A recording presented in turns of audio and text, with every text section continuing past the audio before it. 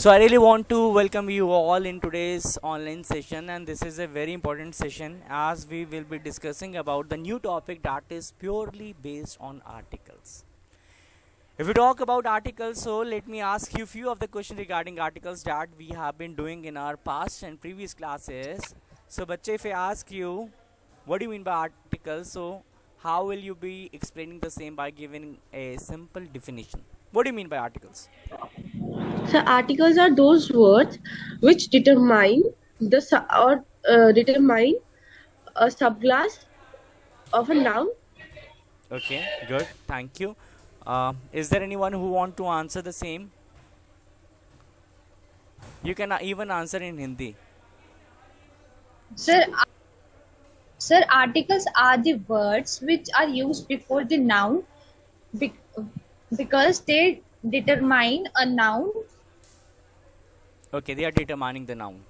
Article can be any word, कुछ भी एक ऐसा शब्द जो कि नाउन से पहले यूज होता है ताकि वो उसे डिटरमाइन कर सके, right? Yes, if sir. I ask you about the classification of articles, then in how many sub classes it has been classified? Two Two types: classes. Two classes, right? Could you name them?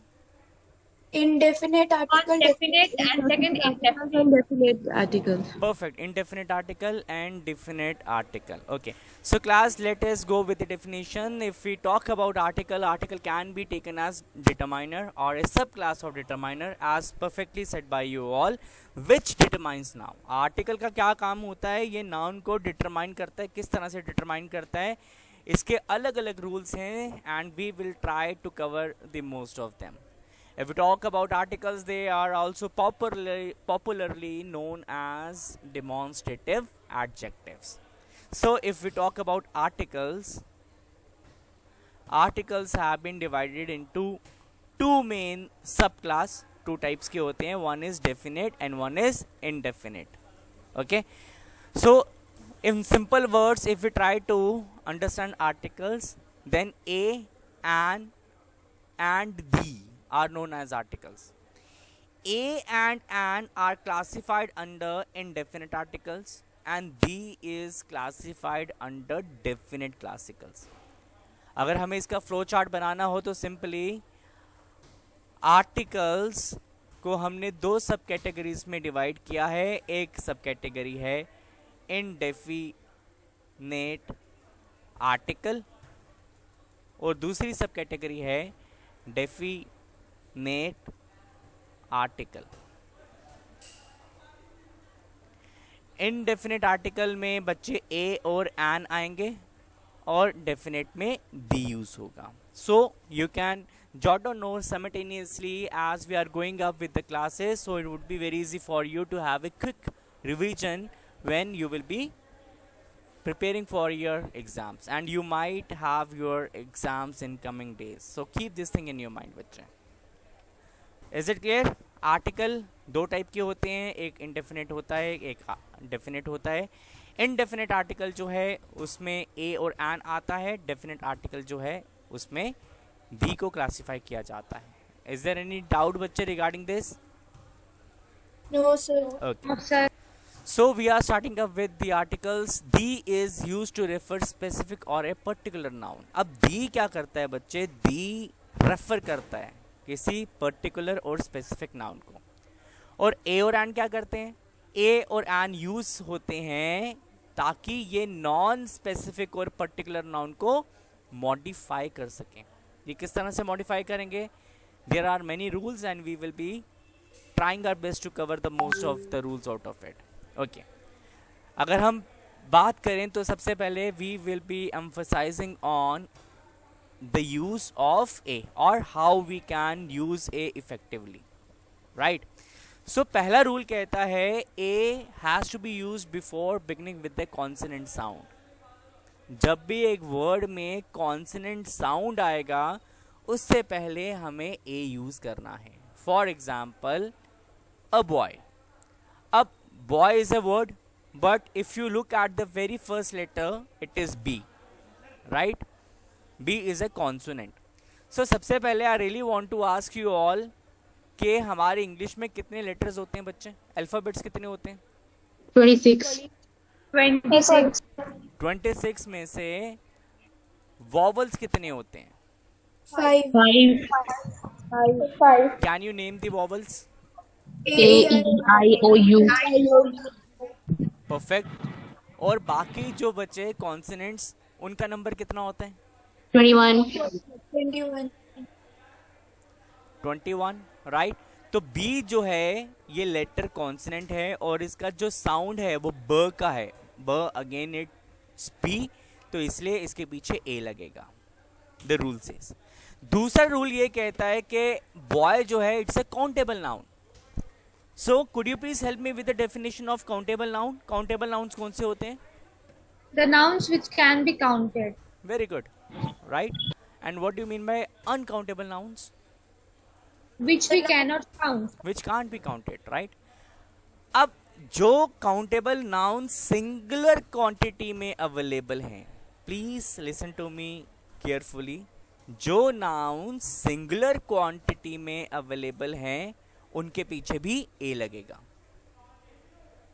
Right. Singular noun beginning, ताकि ए बताएगा कि it's a singular quantity, it is not more than A one quantity word और a thing. Okay. ए की usage का अगर हम third rule की बात करें तो we are using a even before vowel letter which doesn't have vowel sound. Okay, इस कंसेप्ट को थोड़ा सा समझने की कोशिश करते हैं। बेटा, I have taken 3 words, European, unit, union. अगर हम यूरोपियन की बात करें तो पहला लेटर क्या है? ई। E. ई किस कैटेगरी में आता है? E is a vowel, Vowel. Right. मगर अगर हम इसके साउंड पे फोकस करें, you really have to work on the sounds of the letter they are producing, right. So it is producing and giving a sound of य। Europe यानी Y, Y is a consonant, so इसलिए इसके पीछे क्या लगेगा? A लगेगा। बच्चे, is it clear to you? Yes, sir. Okay. Yes, sir. Let us take second word, a unit. Again, U is wall, but it is sounding as Y, so it will be considered as a consonant, and this is the rule कि इसके पीछे A आएगा। Union, Y, union, right? U wall है, Y union, again giving a sound of Y, it's a consonant, इसलिए यहाँ पे A आएगा। Is it clear, बच्चे? Yes, sir. Is there any doubt for the same? No, sir. No doubt. Thank you. Very nice. Okay. Now let's go with some other rule. There is a statement which clearly states that some words start with vowel letters but begin with a consonant letter. जैसे हमने university को discuss किया. Again we will be discussing a new word that is a 1 rupee note. 1 rupee note. 1, ठीक है, एक quantity में. तो एक रूल हमारा ये कहता है कि हमारा जो ओ है ये वॉल है, राइट, बट इसका जो साउंड है ये वर्क का दे रहा है. ये वॉल है और ये वर्क का दे रहा है. वो मतलब वी का दे रहा है. वी इज ए कॉन्सोनेंट, तो इसलिए इसके पीछे ए लगेगा. दूसरा रूल हमारा ये कह रहा है कि ये सिंगुलर काउंटेबल नाउन है. क्या है ये? सिंगुलर काउंटेबल नाउन, इसलिए इसके पीछे ए लगेगा. आर यू अंडरस्टैंडिंग बच्चे? Yes, sir. Okay. Yes, sir. So again a uniform you vowel है, बट इसका जो साउंड है वो य है, यानी वी है. वी एक कॉन्सोनेंट है, इसलिए इसके पीछे ए लगेगा. Okay. We use a before words that begin with a consonant. अब जो वर्ड्स कॉन्सोनेंट से ही शुरू होते हैं हम उसके पीछे भी ए यूज करते हैं. फॉर एग्जाम्पल गर्ल, जी क्या है? कॉन्सोनेंट, इसलिए यहाँ पे ए यूज हुआ है. क्लॉक, सी कॉन्सोनेंट, इसलिए ए यूज हुआ है. लैम्प, एल कॉन्सोनेंट, इसलिए यहाँ पे ए यूज हुआ है. और हम दूसरी तरफ से देखें तो ये काउंटेबल है, काउंटेबल के साथ साथ ये सिंगुलर हैं, सिंगुलर क्वांटिटी है, इसलिए we have used a before them. Is it clear बच्चे? Yes, sir. Okay. So kindly solve this exercise. Then we will be discussing about this exercise. यहाँ पे अगर आप एक्सरसाइज को देखेंगे Sir, सभी actually we have done this exercise. done this exercise, so there is no need to do it again. We will be proceeding further, right? Okay. बच्चे, you want to say something? No. Okay. So let's move towards an के usage की बात करेंगे. The very first rule which is given over here, it clearly states that before a word beginning with a vowel, vowel again a, e, I, o, u. जब कोई word का पहला letter wall है, for example idiot, idiot किससे शुरू हो रहा है? आई से. आई क्या है? वॉल है. ये साउंड किसकी दे रहा है? ई की, यानी आई, ई, आई, राइट. तो अगेन यहां पे एन यूज होगा क्योंकि ये वॉल है. You have to really focus upon the voice that has been produced by the very first letter which is being used in the word. For example, apple, wall है, sound भी ए की दे रहा है Apple, तो इसलिए यहां पे एन आएगा. Let's go with the second rule. The second rule says before a word beginning with H but not sounded. जहां पे वर्ड जो है वो H से शुरू हो रहा है मगर H जो है वो साइलेंट है, हम इसको बोलते नहीं हैं. For example if you talk about first word, तो इसको प्रोनाउंस कैसे करते हैं बच्चे इस वर्ड को? Honorable. Honor. Honour. It is An honor. it's pronounced Honor. as honor or honor. Honor. Honor. Honor. Yes, H is silent over here.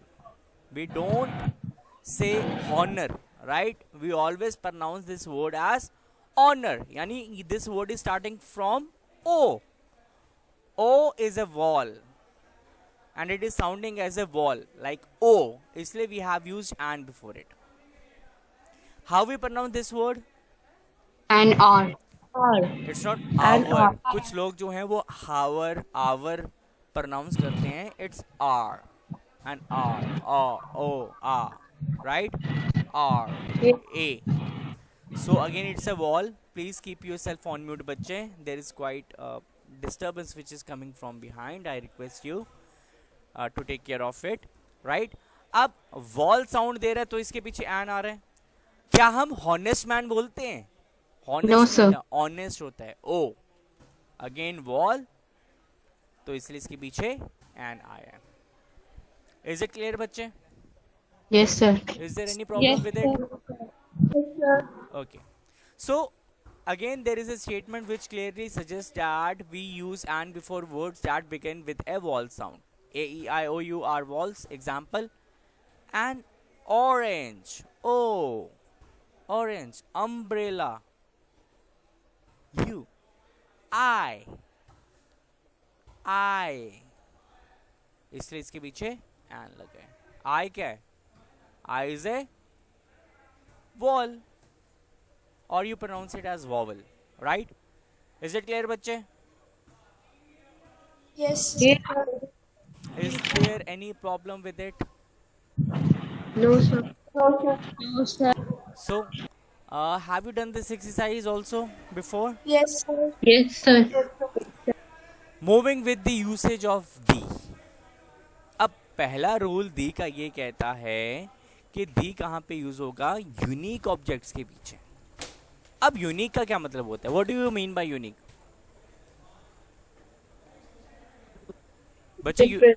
Unique का क्या मतलब होता है? जो अपने Different. जो अपने Different. काइंड में एक ही हो, है ना? यूनिक जो अनमैचेबल होता है, that is known as unique, right?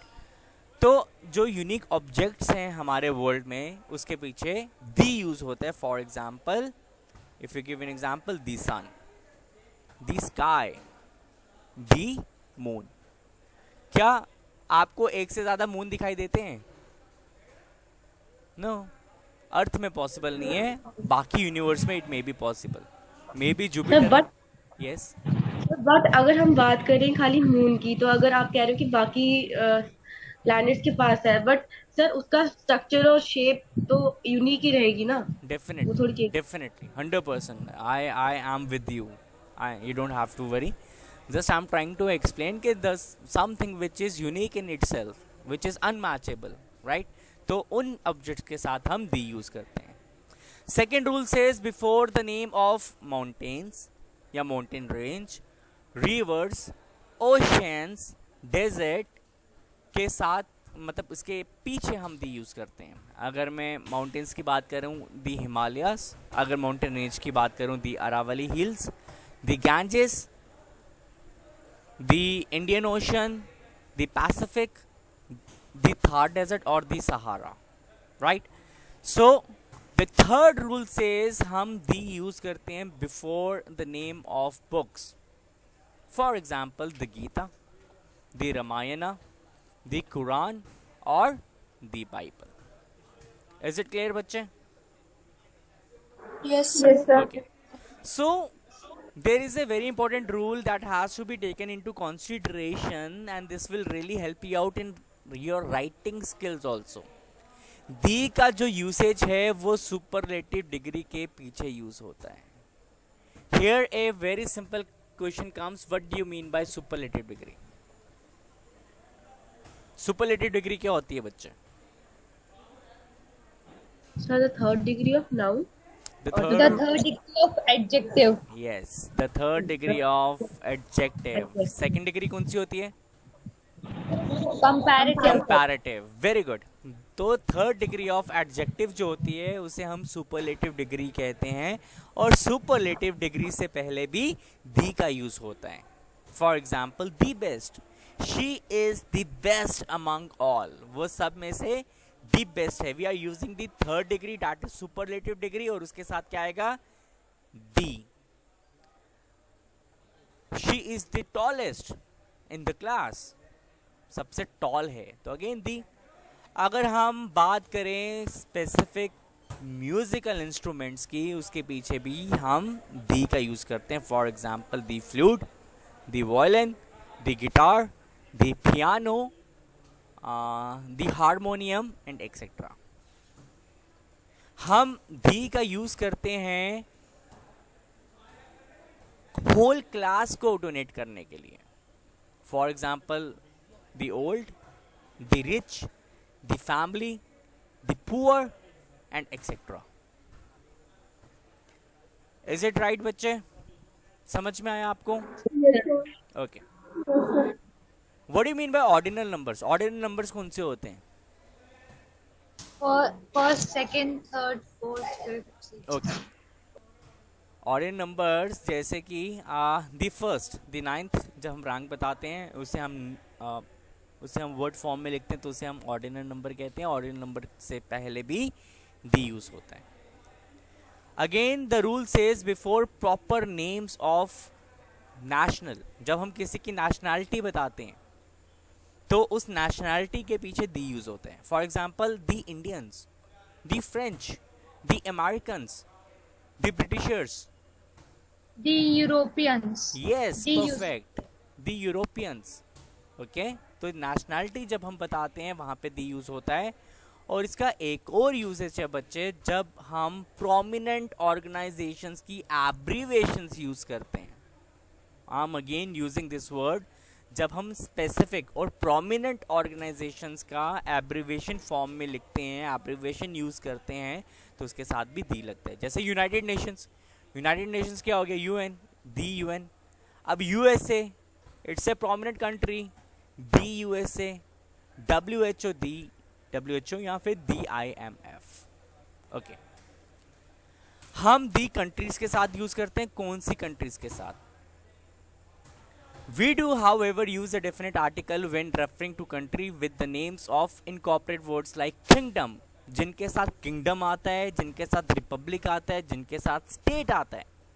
जैसे the United State, the United Kingdom, the Republic of South Africa, or the People's Republic of China, तो इन कंट्रीज के साथ भी आप दी यूज करते हैं।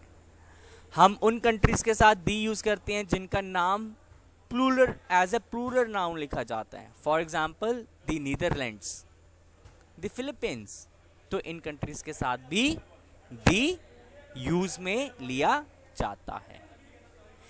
we use the when we know that there is only one of a particular thing। ये हम ऑलरेडी डिस्कस कर चुके हैं। पहले हमने द सन को डिस्कस किया था, द मून को डिस्कस किया था। One of the student from your class she has given a very unique example of the texture of regarding the texture of moon, it is acceptable, right. अब हम sky की बात करें तो sky एक ही है, इसलिए दी स्काई। वर्ल्ड एक ही है, दी वर्ल्ड। नॉर्थ पोल एक है, the north pole. South pole एक है, द साउथ पोल। इक्वेटर एक है, द इक्वेटर। सो बच्चे, I think we have done the articles and the में किसी को कोई problem? No, sir. No, sir. Okay, thank you बच्चे।